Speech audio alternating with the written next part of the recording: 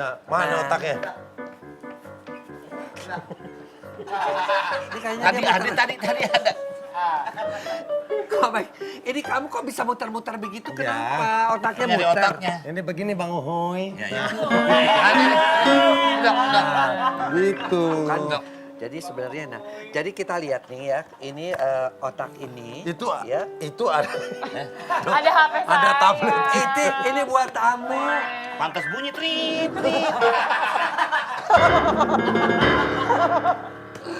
Ya, Ya, jadi lu kita tawa lihat. aja kalau yang sakit sip. Nah, Nah, ini ini Bang, dengerin nih, lihat dengerin. ya.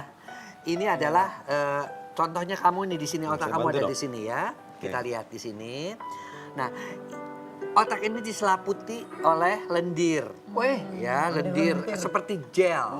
Sehingga dia kalau kayak soft breaker gitu. Jadi kalau dia kegoyang gitu, dia tetap tidak akan sampai meredam gitu Ya, dok. meredam. Nah, pada kasus kamu karena pukulannya begitu keras, nah ini kan bengkak ya di sini. Nah, karena dia itu dipukul kemudian mengalami getaran, saraf itu putus. Dan dia mengeluarkan akhirnya karena putus dia tidak bisa menyambung lagi. Akibatnya apa?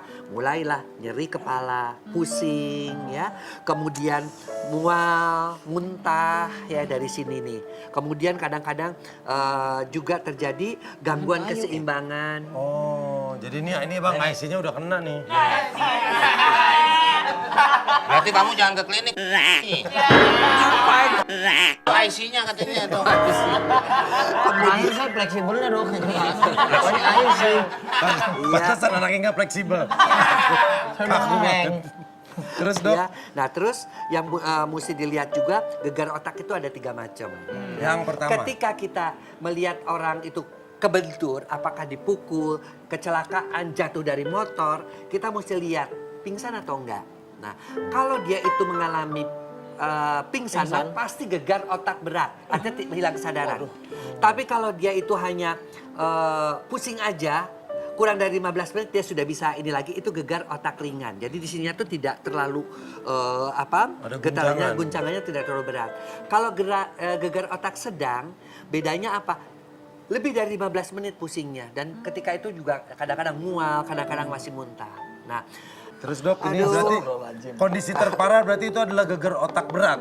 gegar otak berat dan itu Resiko bisa yang- berakibat koma kemudian meninggal. Oh, resiko yang terjadi pada yang mengalami apa dok? Hilang kesadaran? Hilang kesadaran, kemudian juga bisa Hilang dia- ingatan nggak, Dok? Hilang ingatan, konsentrasi udah nggak bisa juga biasanya. Oleh karena itu orang yang sudah gegar otak itu mau ringan maupun berat, pertama harus tidur yang cukup. Nggak boleh nonton dulu TV dan sebagainya, karena kadang-kadang cahaya TV ataupun cahaya lampu itu bisa merangsang otaknya untuk bekerja sehingga penyembuhannya menjadi lebih lama. Ya, kemudian kalau nyeri boleh dikasih obat paracetamol, tapi tidak boleh obat-obat aspirin karena dia mengencerkan darah. Perdarahannya bisa semakin banyak. Jadi paracetamol itu paling aman. Ya, kemudian juga yang perlu diperhatikan adalah dia juga dihindarkan tuh dari handphone dan sebagainya. Karena gerakan-gerakan seperti misalnya pengen gini-ginikan kepala itu makin memperberat atau memperlama penyembuhannya. Ya. Dan yang terpenting adalah untuk pasien-pasien dengan gegar otak kalau makin memburuk ya yang tadinya dia sadar terus turun kesadarannya, atau yang tiba-tiba dia jadi ngamuk-ngamuk atau dia jadi marah-marah apalagi sampai pingsan, segera bawa ke dokter. Itu harus ada tindakan. Kadang-kadang sampai harus dibelah kepala, dioperasi kepalanya, diperbaiki kondisi kalau perdarahannya banyak ya. Kalau seperti dikasih itu. resleting nggak bisa dong. Nggak bisa. Resleting itu adanya di celana. Jadi sementara tolong kamu jagain dulu ya. Jangan berpikiran kamu mau pacaran, udah nggak usah.